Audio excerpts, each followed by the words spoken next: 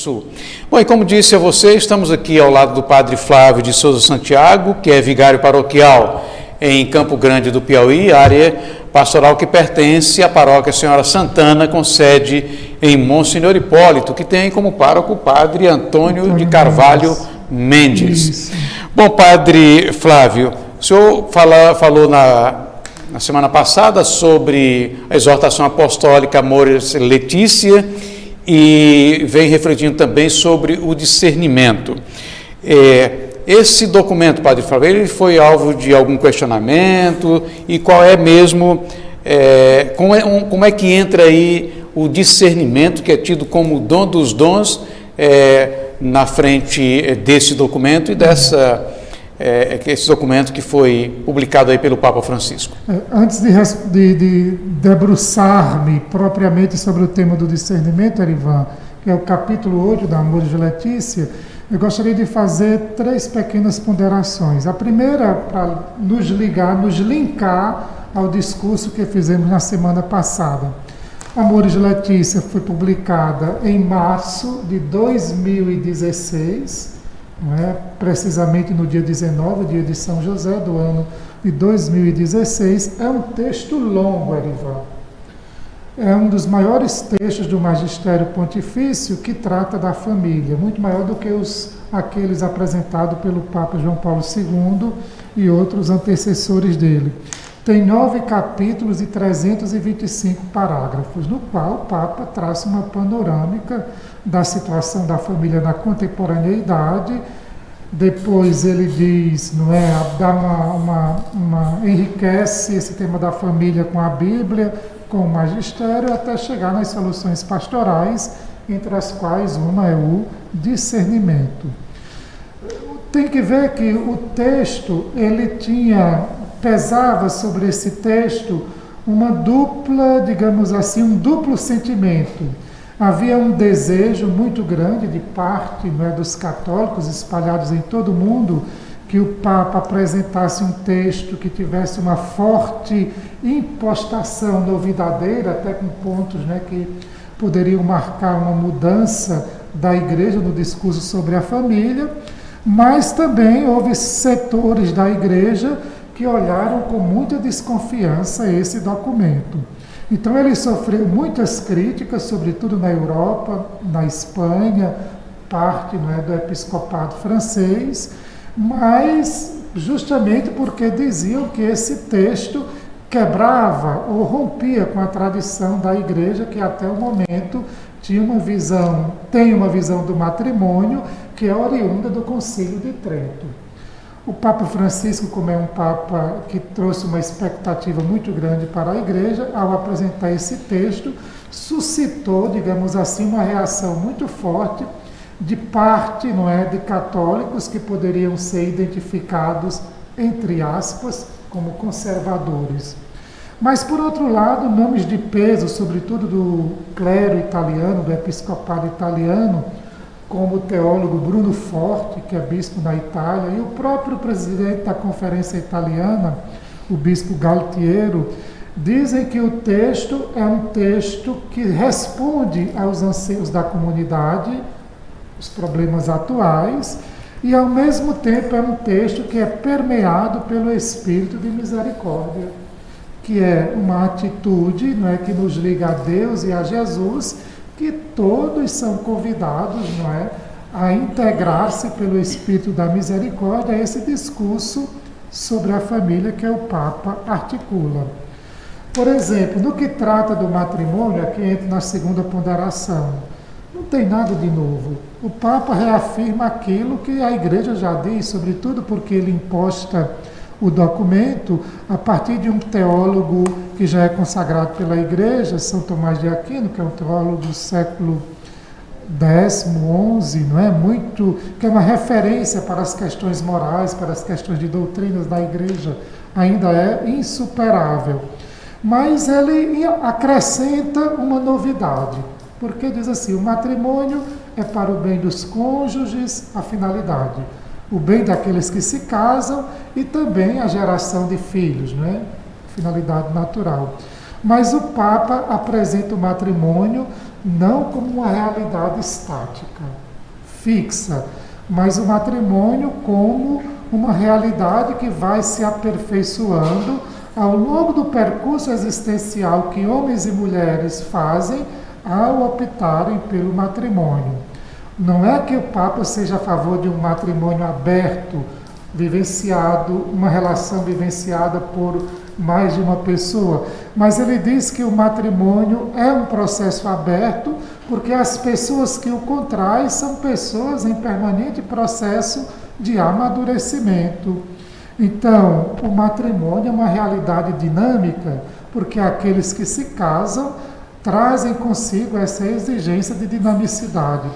Veja, se você me permite um exemplo, Arivan, desculpe se eu lhe interrompo. Do ponto de vista biológico, se começa com toda a vitalidade, um casal com toda a vitalidade que a maturidade biológica possibilita. Por exemplo, um casal que está na faixa de 30 anos, na medida que o tempo avança e esse casal envelhece juntos, essa vitalidade biológica vai diminuindo. Então, o casal vai ter que entrar numa nova dinâmica de relação, de vivência da intimidade. Então, justamente por esses elementos e outros, né, não se pode considerar o matrimônio como uma realidade fechada, mas como uma realidade em processo de amadurecimento e de aprimoramento. Porque o matrimônio é dinâmico, ele é sujeito a tensões. Porque toda experiência de dinamicidade traz consigo a possibilidade de desencontros, desencantos, decepções, tensões. Mas eu lhe interrompi, diga. Não, Oi, Padre Flávio, exatamente nessa linha que o senhor fala, essa questão que o matrimônio não é uma realidade estática, e entram os fatores externos em permanente mudança, né? Justamente, porque quem se casa, não. Mônada é uma expressão de um filósofo alemão. Mônada seria uma realidade fechada, autônoma, independente em si mesma, que não se comunica. Leibniz, Godofredo Leibniz, é um filósofo do sul da Alemanha, não é? Da cidade, agora me esqueci o nome da cidade. Um casal não é uma mônada, uma realidade fechada em si mesma, mas um casal é uma realidade que, embora goze de reserva, de intimidade, é uma realidade aberta ao relacionamento com outros casais, com os filhos. A família se torna alargada, porque entra a família da mulher, entra a família do homem, e a própria história que ambas as partes, seja homem, seja mulher, trazem para a nova relação. Qual o papel do discernimento dentro desse dinamismo que a família passa? Então, só juntando os pontos, né, Ivan, para ajudar quem nos acompanha. Então, você veja, se o matrimônio é um processo de aprimoramento daqueles que decidem pela vida matrimonial e, portanto, uma realidade que vai trazendo a exigência de aperfeiçoamento ao longo desse percurso que homens e mulheres vivem. Se o matrimônio é dinâmico, ele é sujeito a tensões. Por isso que o Papa, na encíclica, na exortação, não desconsidera a chamada família mononuclear. Não, ele aprecia e apoia. Mas aparece, subjaz no discurso do Papa Francisco, uma visão da família como uma rede de relações alargadas. Isso que nós falávamos anteriormente, porque nenhum casal é uma realidade fechada em si mesmo. Mas nós não devemos esquecer, seja para a família que nós podemos identificar como mononuclear, pai, mães e filhos, seja família numa compreensão mais alargada, a todos deve ser oferecido aquelas visões ou aqueles ensinamentos propostos por Jesus.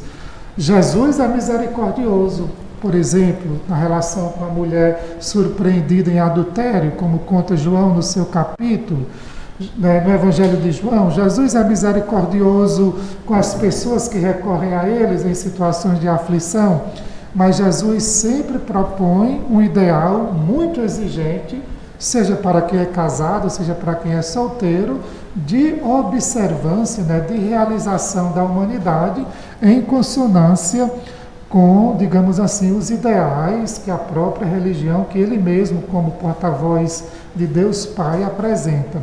Naqueles elementos essenciais, Nosso Senhor e também o Papa não tergiversam. Embora misericordioso, embora o discurso seja misericordioso, existem elementos, né, que devem ser considerados porque fazem parte da revelação bíblica. Como entra o discernimento? Estamos no capítulo 8 da Amoris Laetitia, Arivan, que tem 9 capítulos. Então tem 3 verbos que o Papa usa, que nós vamos procurar decliná-los.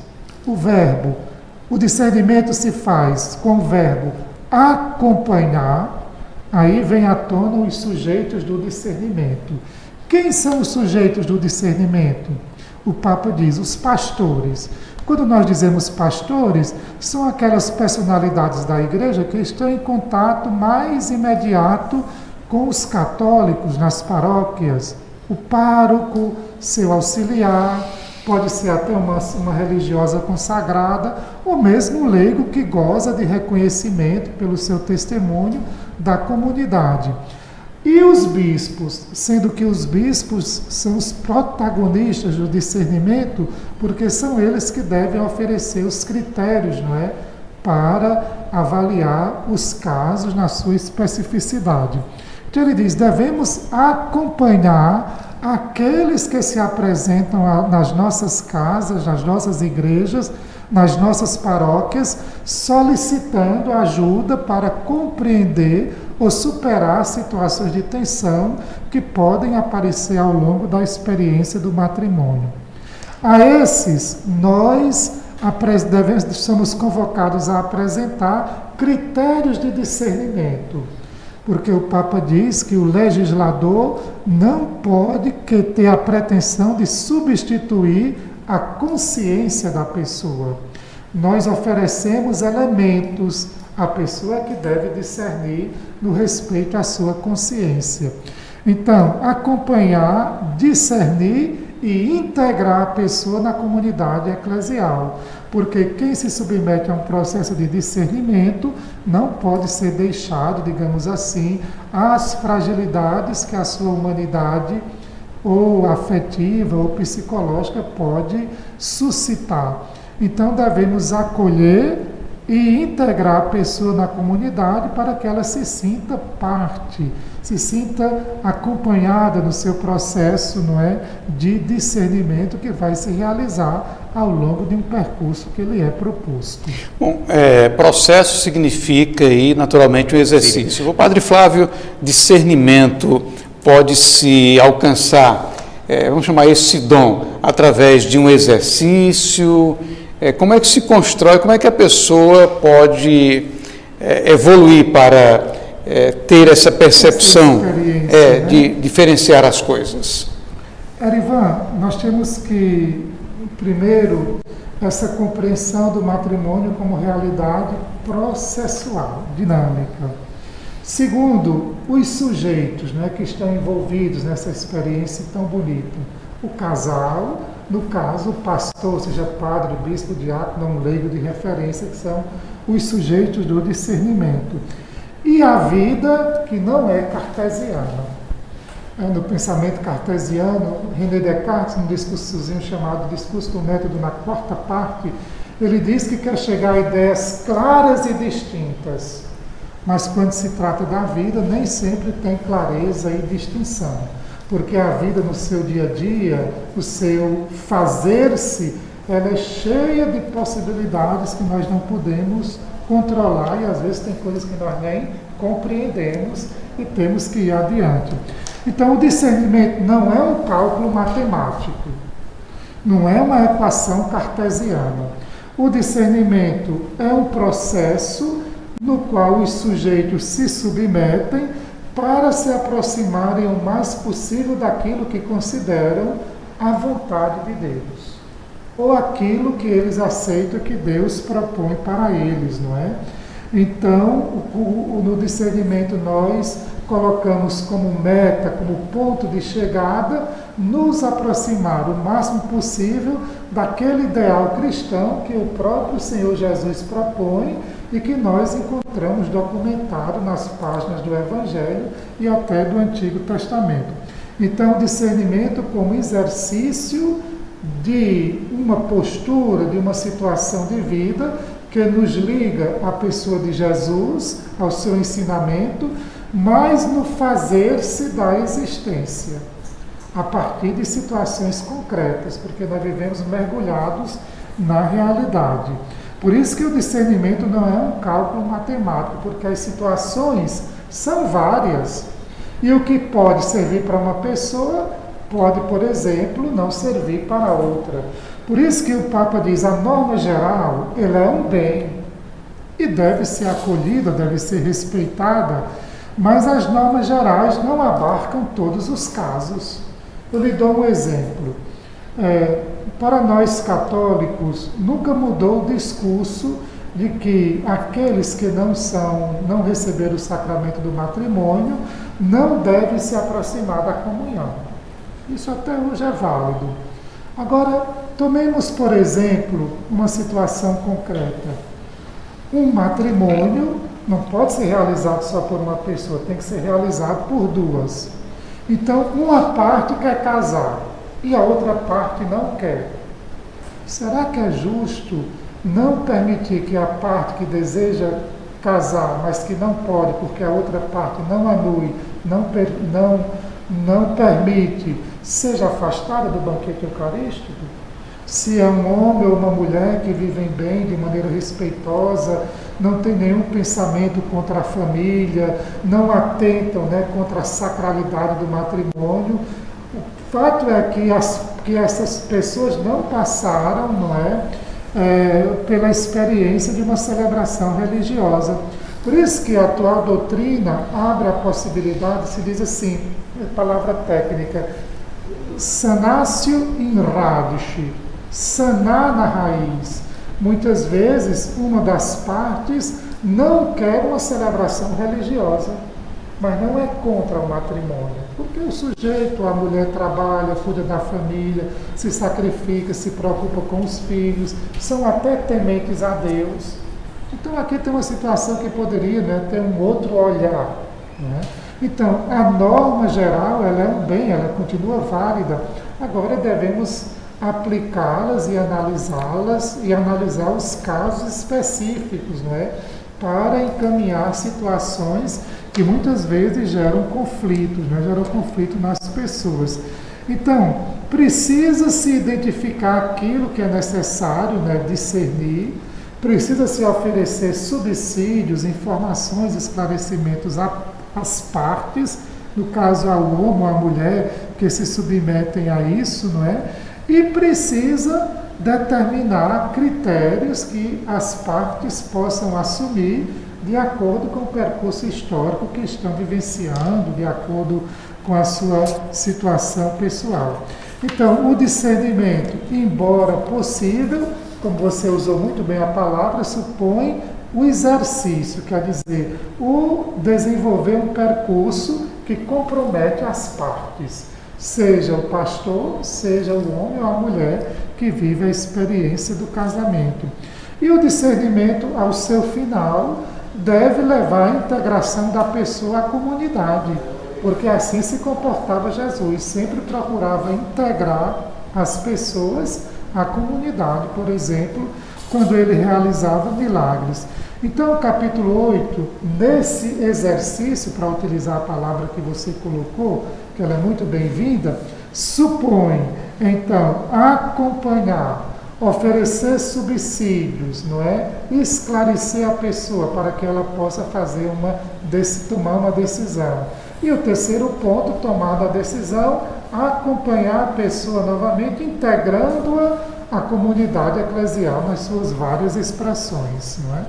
Os critérios serão sempre aqueles do Evangelho, porque o Evangelho, esse é perene, porque Deus é o mesmo ontem, hoje e sempre. Jesus é o mesmo ontem, hoje e sempre, como diz a carta aos Hebreus.